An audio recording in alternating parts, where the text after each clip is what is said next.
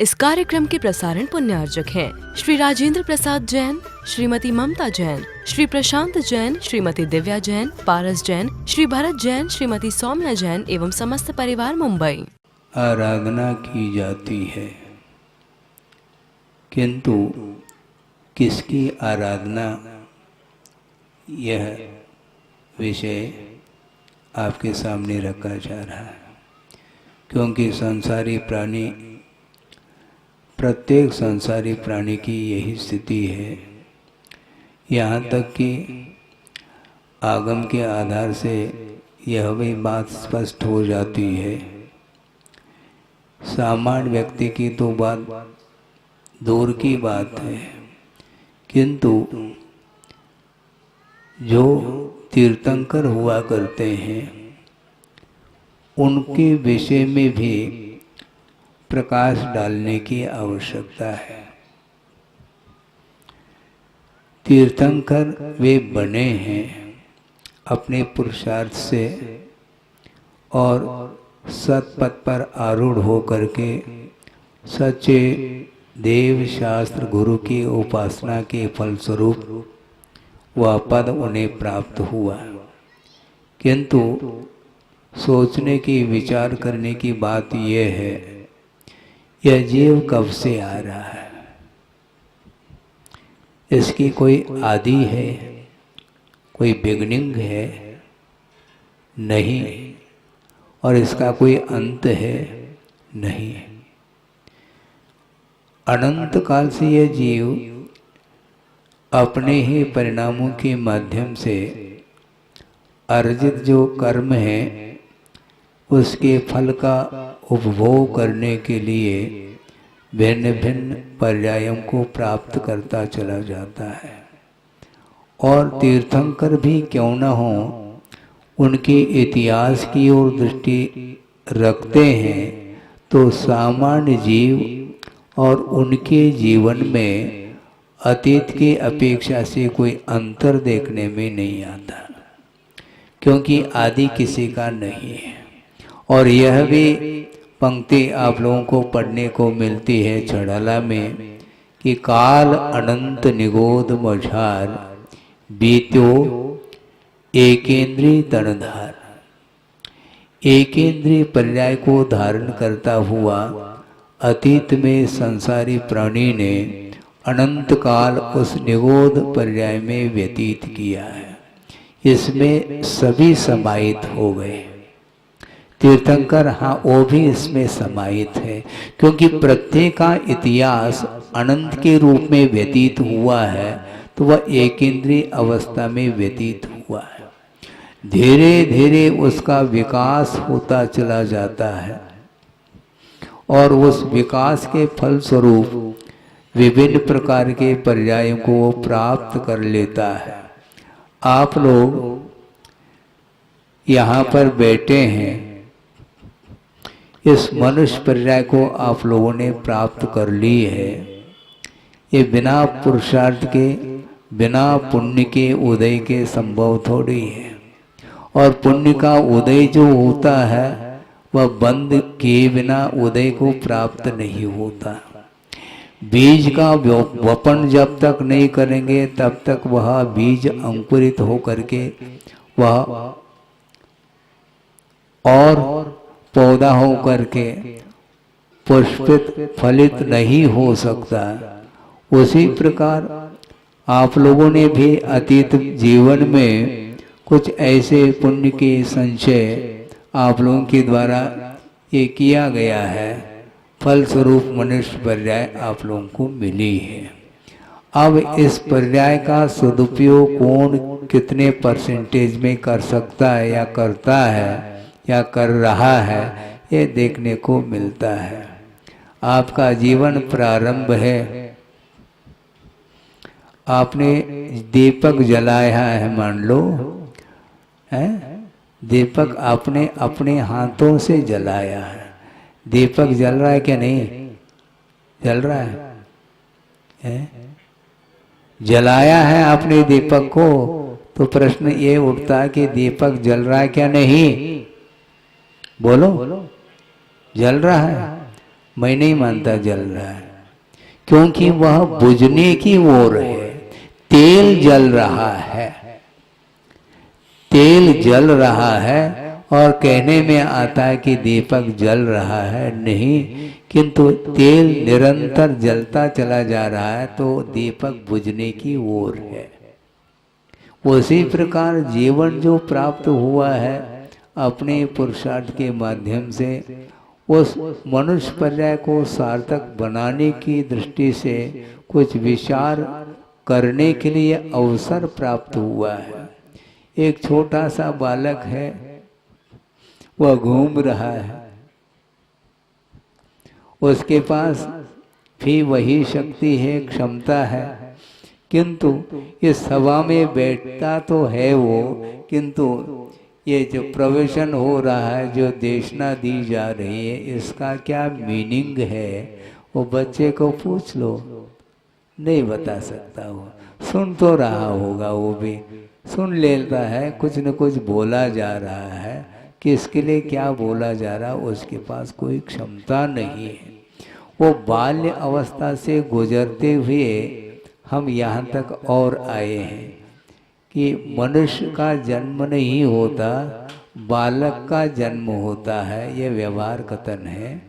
किंतु वह बालक धीरे धीरे शिशु अवस्था को पार करके वह किशोर अवस्था में आ जाता है, उसके बाद धीरे धीरे बढ़ता हुआ युवा हो जाता है, उसके बाद फिर प्रौढ़ अवस्था आती है, और फिर बाद में अंतिम कौन सी अवस्था है? वृद्धावस्था। और उसके लिए षडालाकार क्या कहते हैं? अर्ध मृतक सम बूढ़ापनो और कैसे रूप लख्यो आपनो। आप सोचो, बाल्य अवस्था में जो शरीर की संरचना, शरीर की जो सुंदरता वह अलग दिखाई पड़ती है, उसके शिशु अवस्था में, बाल्य अवस्था में चेहरा कैसा लगता है? लाल लाल टमाटर के समान उसके गाल देखने में आते हैं, किंतु धीरे धीरे धीरे ये पर्याय परिवर्तित होती होती विभिन्न प्रकार के पर्याय एक ही जीवन में घटित होती है, और धीरे धीरे वह परिवर्तन होते होते वृद्ध अवस्था आ जाती है। उस समय वो वृद्धावस्था में जो चेहरा है, जो मुख है, उसका दर्शन आईने में आप कर लो तो समझ में आता है कि मेरी अवस्था कैसी हुई है।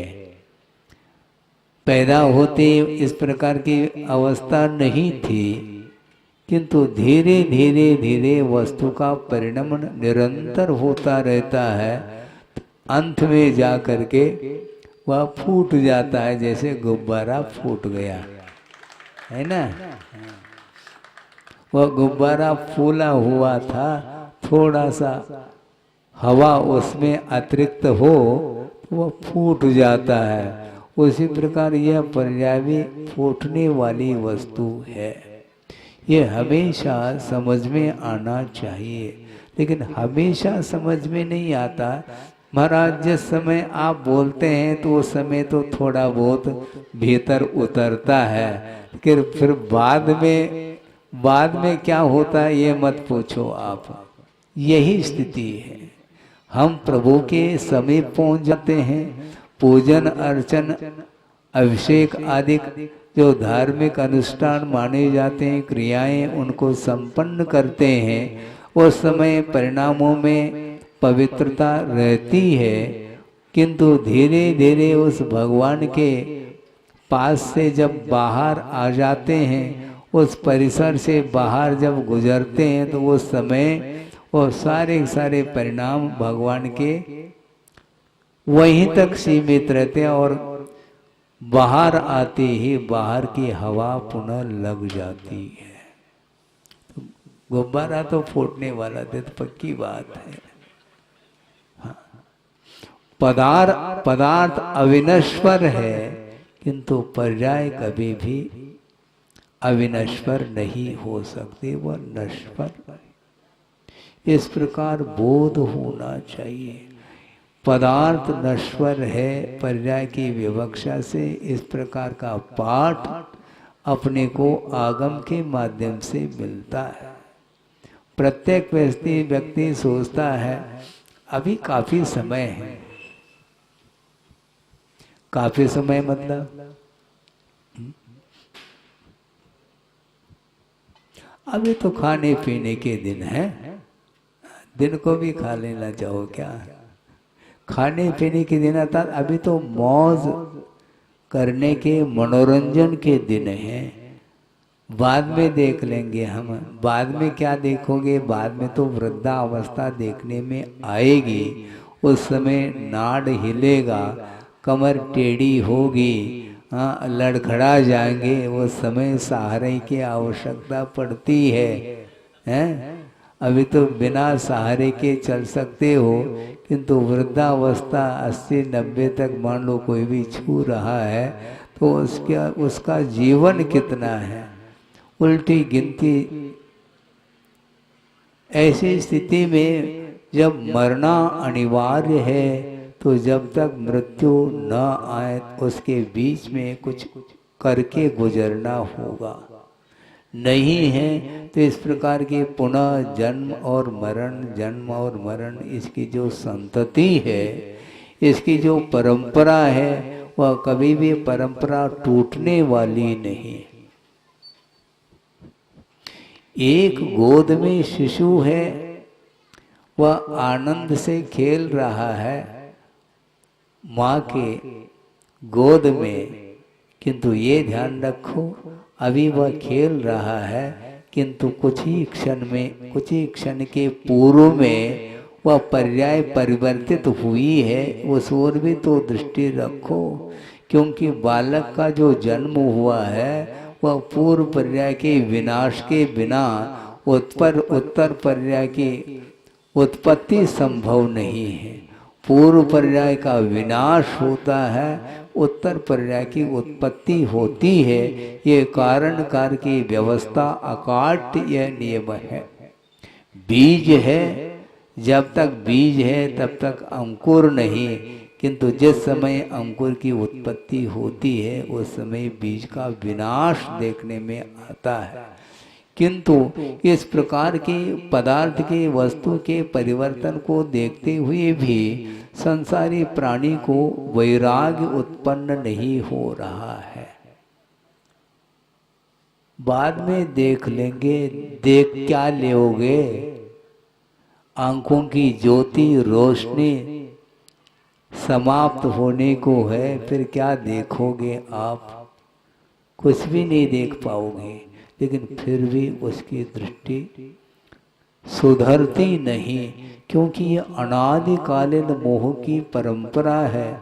इसको मात्र 2-5 मिनट में अथवा 15-20 मिनट में, आधा घंटे में मान लो वर्णन करके हम आपको समझा दें, इतना पर्याप्त नहीं है। बार बार प्रवचन सुन लो, बार बार तत्व चर्चा सुन लो, बार बार स्वाध्याय आदि कर लो। निषेध नहीं कर रहा हूँ, किंतु यह धार्मिक अनुष्ठान निरंतर करने की आवश्यकता है। आप यहाँ पर बैठे हैं, आपका मन यहाँ पर बैठा है क्या? बोलो, नहीं बैठा है। आप तो कुर्सी पर बैठे हैं, लेकिन मन कुर्सी पर है क्या नहीं क्या पता है? वह मान लो मन दुकान में पहुंच गया है,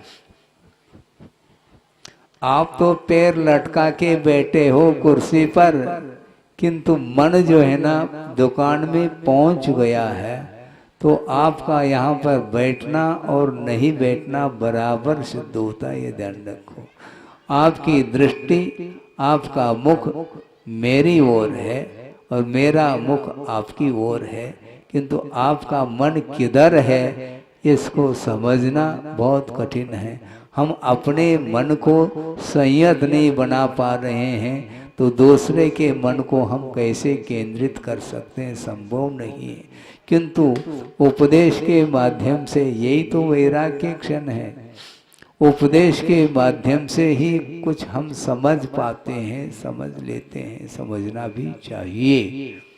इसलिए बार बार कहे सीख गुरु करुणा धार वाली बात है।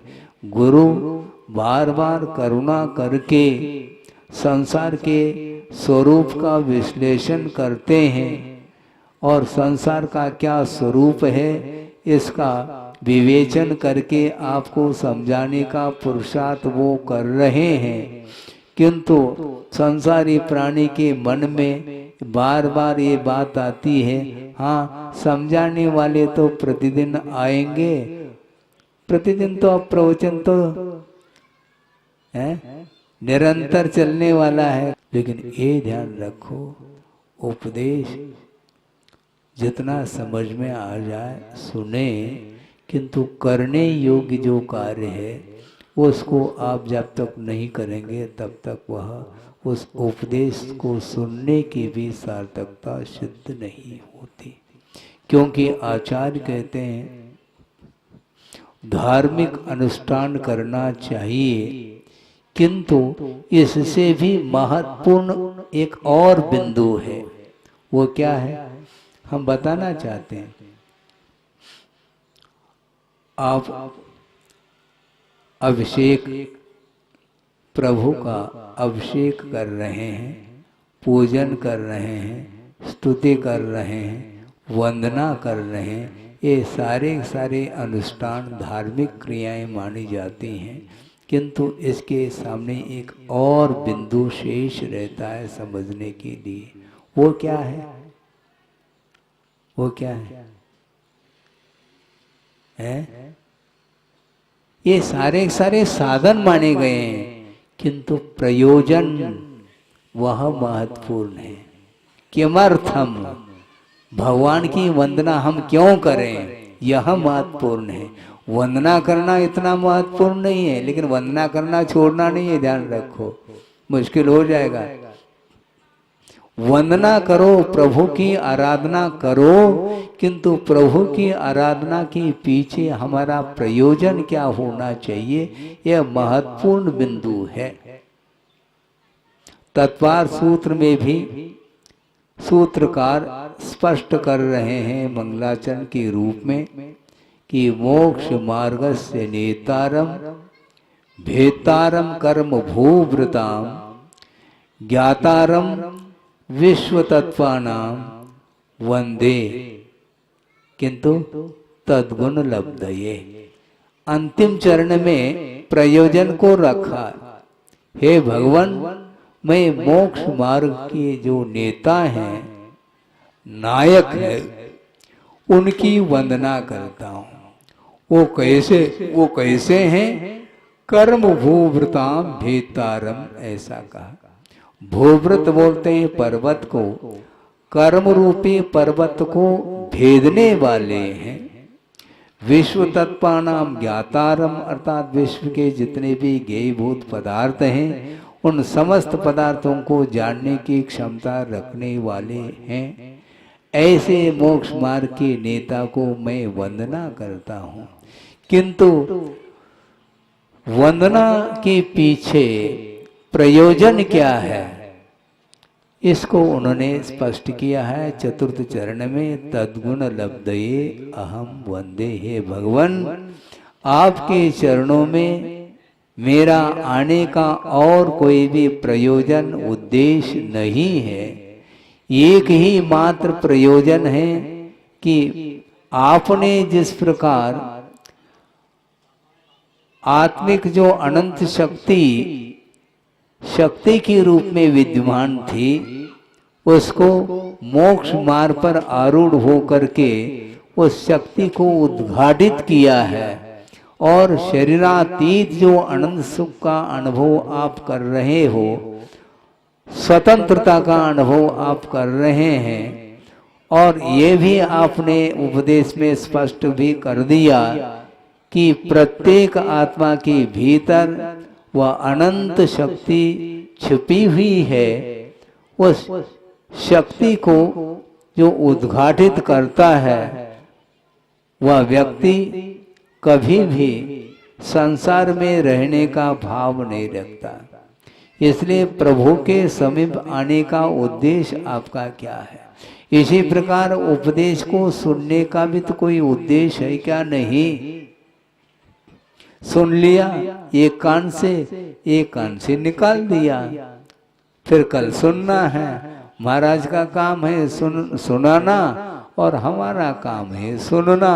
तो ये सुनाना और सुनना ये केवल परंपरा होगी, किंतु इस प्रकार की परंपरा से कोई भी प्रयोजन सिद्ध नहीं होने वाला है। किंतु आचार्य कहते हैं ये सारी क्रियाएं जो धार्मिक क्रियाएं हैं, इनके पीछे उद्देश्य महत्वपूर्ण होता है। भगवान और कोई भी प्रयोजन मेरा नहीं है। किंतु छोटा सा बालक है और वो मान लो उसको संस्कार देना है, धार्मिक संस्कार डालना है, तो उसको क्या करते हैं? मंदिर जा बेटा। वो बेटा मानता नहीं, छोटा सा है, नहीं मानता है, तो क्या करते हैं?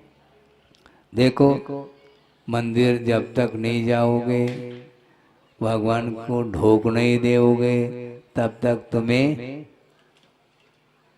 क्या है? लड्डू, मिठाई, चॉकलेट, टॉफी आदि नहीं मिलेगा। और इसके प्रलोभन में आकर के वह जा रहा है। उसका उद्देश्य और कुछ नहीं, वह मिठाई मिलने वाली है और मिठाई के लालच में आकर के वह जा रहा है और भगवान के ढोक देने में और उसका कोई भी अभिप्राय है ही नहीं। भगवान का स्वरूप भी नहीं जानता है। मंदिर क्यों जाते हैं, क्यों दर्शन करते हैं, दर्शन करने का क्या उद्देश्य है? इससे उसको कोई सरोकार नहीं, मात्र मिठाई के पीछे वह दौड़ लगा रहा है। और मिठाई मिल गई बस ठीक, दूसरे दिन फिर मिलेगी। तो इस प्रकार प्रलोभन के रूप में उसकी धार्मिक क्रियाएं चल रही हैं। अथवा प्रलोभन से भी नहीं मानता है तो फिर भय दिखाते हैं, तो वह भय के वशभूत होकर के जाना प्रारंभ करता है। पिटाई होगी, अब मिठाई नहीं मिलेगी। मिठाई मिलती थी और मिठाई भी मिलना बंद हो गया, अब तो पिटाई मिलेगी, इसलिए वह जा रहा है। तो आचार्य कहते हैं आप लोग प्रभु की आराधना कर रहे हो, किंतु प्रभु की आराधना करते हुए भी अभी तक इसी धरती पर क्यों हम चल रहे हैं? उद्देश्य हमारा भिन्न रहा, लक्ष्य हमारा भिन्न होने के कारण ध्रुव लक्ष्य दृष्टिकोण जो है वह भिन्न रहा है। इसलिए केवल मंदिर में आकर के, और कई लोगों के मन में ये भाव भी आ सकते हैं, भगवान आपके चरणों में मैं आया हूँ और एक चांदी का नहीं स्वर्ण का छत्र चढ़ाने वाला हूँ मैं। किंतु छत्र चढ़ाने के पीछे उद्देश्य क्या? उद्देश्य क्या मन में है सो है, मेरा दुकान, मकान, परिवार है, फला फूला रहे। इस उद्देश्य को लेकर के यदि मान लो वह छत्र चढ़ा रहा है तो भगवान कभी भी प्रसन्न नहीं होंगे। आपकी वंदना से, आपकी पूजा से वह भगवान बने हैं क्या? आपकी पूजा से वो पूज्य हो गए क्या?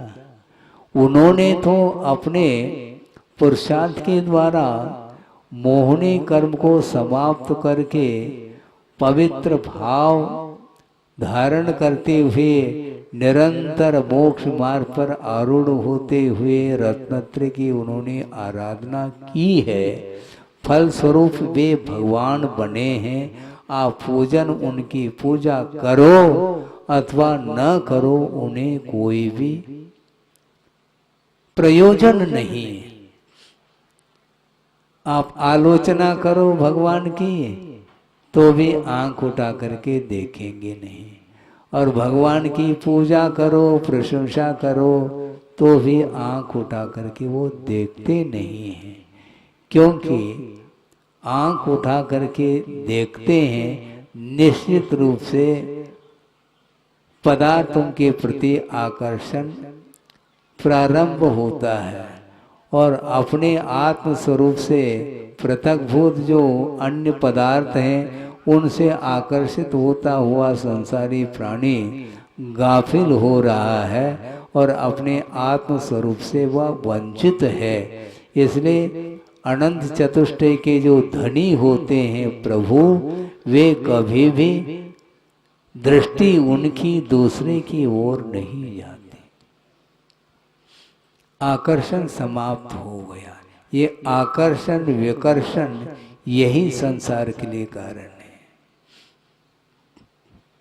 आप घड़ी पहनते हैं, बार बार देखते रहते हैं। आप टाइम देख रहे हैं क्या? केवल क्या देख रहे हैं? घड़ी नहीं देखते हैं। हाँ, घड़ी इस प्रकार की घड़ी दूसरे के हाथ में नहीं है जो मेरे हाथ में है। ये बार बार उस ओर दृष्टि जा रही है। मतलब आप समय थोड़ी देख रहे हैं, समय से प्रयोजन नहीं है आपको। वो जो मॉडल है उससे आपका आकर्षण बढ़ रहा है। गुरुदेव ने एक बार प्रसंग के अनुरूप कहा था, वही प्रसंग आपके सामने रख लूं। बहुत प्रयास करने के उपरांत एक चीज मिल गई। कौन सी चीज? गले में चेन। चेन जानते हैं? स्वर्ण का, सोने का वह चेन पहनने की भावना काफी दिन से रही, और पुरुषार्थ करके धन का संचय करके वो चेन पहन करके आया है और सभा में बैठ गया और बार बार कॉलर को यूं कर रहा है। आचार्य महाराज ने सोचा कि हो सकता कोई कीड़ा पहुंच गया हो, अंदर काट रहा होगा, कॉलर को बार बार क्यों ये उस प्रकार कर रहा है। फिर बाद में समझ में बात आ गई, वो चेन को दिखाना चाहता है। ये सब क्या है? इसके लिए वह बेचैन है। मेरा चेन दूसरा देख ले, यदि नहीं देखता है तो वो चेन का आनंद ही क्या है। मतलब दूसरा देख लेता है तो आनंद, नहीं है तो आनंद नहीं। ये पराधीन आनंद है। ये जो कुछ भी सांसारिक सुख है, आनंद है, ये केवल स्वाधीन नहीं है। ये पराधीन। कोई दूसरा देखे तो आनंद, नहीं है तो आनंद नहीं। तो इसको, इस प्रकार के आनंद से क्या प्रयोजन है हमें? जो अविनश्वर सुख शांति है उसको प्राप्त करने के लिए ही मोक्ष मार्ग पर आरूढ़ होते हैं श्रमण लोग, और निरंतर बिना किसी अपेक्षा रखे, दूसरे की अपेक्षा रखे बिना मात्र कर्म क्षय के उद्देश्य को लेकर के दीर्घ काल तक भी वह साधना करते रहते हैं। कोई मुझे जाने तो ठीक, नहीं जाने तो ठीक, उन्हें कोई प्रयोजन नहीं। ऐसे स्थान में जाकर के साधना करने वाले साधक होते हैं जहाँ पर कोई भी व्यक्ति आ नहीं सकता। भयानक जो वन है, जंगल है, वहाँ जहाँ पर सूर्य प्रकाश का पहुँचना भी अत्यंत कठिन हो जाता है, ऐसे स्थान में जा कर के पर्वतों के चोटियों पर अथवा गुफाओं में बैठ करके अथवा बड़े बड़े जो उत्तुंग वृक्ष हैं उनके नीचे खड़े हो करके वह दिन में नहीं रात दिन वो ध्यान में लीन रहते हैं, साधना में रत रहते हैं। उन्हें कोई प्रयोजन नहीं इस साधना को कोई देख रहा है क्या नहीं देख रहा है। साधक की दृष्टि कभी भी बहिर्दृष्टि नहीं हो सकती। निरंतर अंतरंग साधना के माध्यम से ही आत्मा को वो पवित्र बनाने में लगे हुए हैं, क्योंकि अनंत काल से जो मोह से वह आत्म तत्व अपवित्र हो चुका है, क्योंकि बार बार शरीर को प्राप्त कर लेता है और शरीर के भीतर वह रह रहा है। और शरीर के भीतर क्या है? सप्त धातु से निर्मित यह शरीर है और इस शरीर के भीतर वह जीव बैठा हुआ है। इसलिए जो समझदार होता है वह सोचता है कि इस प्रकार का मुझे अब शरीर नहीं चाहिए, मिला है तो इसको धर्म की उपासना, धर्म की आराधना के माध्यम से ही इस मनुष्य जीवन की इस पर्याय को सार्थक सिद्ध करना है और इसके माध्यम से अनंत काल के लिए स्वतंत्रता का अनुभव करना है। हमेशा संसारी प्राणी पराधीनता का अनुभव करता है और उसमें भी वह सुख ढूंढ रहा है, किंतु आचार्य कहते हैं सांसारिक जो सुख है वह सुख नहीं किंतु सुखाभास है, यानी सुख का आभास मात्र है, वास्तवतः देखा जाए सुख नहीं है। जल नहीं पावे प्राण गवावे, भटक भटक मरता और वस्तु पराई माने अपने भेद नहीं करता। पराई वस्तु को अपना मान रहा है संसारी प्राणी और उसमें सुख ढूंढना चाह रहा है, किंतु वह मृग मरीचिका के समान है। हिरण दौड़ लगा रहा है, क्यों?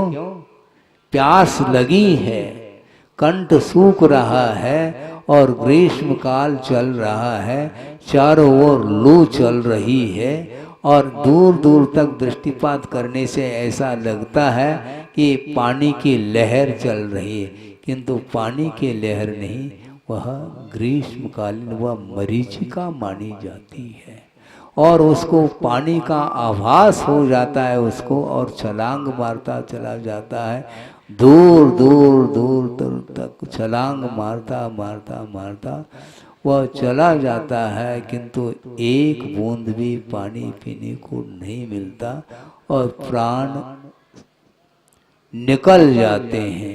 इसी प्रकार संसार का ये स्वरूप है, फिर भी संसारी प्राणी को बात समझ में नहीं आती। कोई बाधा नहीं, आज नहीं कल आएगी, आना चाहिए। इसलिए गुरुओं ने ये कहा है अपने कर्तव्य को भूलना नहीं, निरंतर उपदेश देते रहो। कर्तव्य के माध्यम से सामने वाले जीव का कल्याण हो, इस दृष्टि से उसको उपदेश अधिक देना चाहिए। उसके माध्यम से उसका कल्याण हो सकता है, हो अथवा न हो, उपदेश के माध्यम से स्वयं का स्वाध्याय तो हो ही जाता है। उतने काल के लिए उसका उपयोग वह अन्य तत्वों से हट करके आत्म तत्व को मुख्य बनाता हुआ वह स्वाध्याय करता है। इसलिए स्वरूप निष्ठ होने के लिए स्वाध्याय भी एक माध्यम है। इसलिए श्रमण लोग स्वाध्याय अपने लिए करते हैं। 4 व्यक्ति बैठ करके सुनना चाहते हैं तो ठीक है, नहीं है तो संघ के जो सदस्य हैं उनके बीच में बैठ करके भी हम स्वाध्याय करेंगे, क्योंकि स्वाध्याय के माध्यम से ही स्वरूप का बोध हो सकता है, और स्वरूप का बोध होता है तो निश्चित रूप से वह अनंत काल के लिए शरीर से आत्म तत्व को पृथक करने का पुरुषार्थ कर लेते हैं साधक लोग, और उसके माध्यम से केवल ज्ञान जब प्रकट होता है लोक के अग्रभाग पर जा कर के अनंत काल के लिए रहेंगे। किसी भी प्रकार से उन्हें कर्मजन्य कोई दुख का अनुभव संभव ही नहीं है। इसलिए हमारा लक्ष्य क्या होना चाहिए। अनंत काल से शरीर के अधीन होता हुआ संसारी प्राणी हमेशा बाहरी पदार्थों से आकर्षित होता हुआ चला जा रहा है। उसके कारण ही पुनः निरंतर कर्म का अर्जन करता है और उसका फल भोगने के लिए अन्यान्य गतियों में चला जाता है। इसलिए चतुर्गति का परिभ्रमण ये समाप्त हो, इस आश्रय को लेकर के ही श्रवण लोग उपदेश आदि देते हैं, किंतु उपदेश देना मात्र उनका कार्य नहीं। उपदेश को कोई सुनता है तो ठीक है, नहीं है तो निरंतर अपने आत्मा में लीन होकर के वे मोक्ष मार्ग पर निरंतर बढ़ते जाते हैं और उस साधना के माध्यम से ही उस आत्म तत्व को परमात्मा के रूप में परिवर्तित करते हैं। इस प्रकार प्रत्येक जीव के भीतर वही परमात्म तत्व विद्यमान है, किंतु देव शास्त्र और गुरु की आराधना के माध्यम से इस शरीर से उस परमात्म तत्व को प्रकट किया जा सकता है। करें इस पवित्र भावना के साथ। अहिंसा परमो धर्म की जय। बोधि समाधि परिणाम शुद्धि स्वात्मोपलब्धि शिव शोक शुद्धि चिंतामणिम चिंतित वस्तुदाने त्वा बंद मानस्य ममास्तु।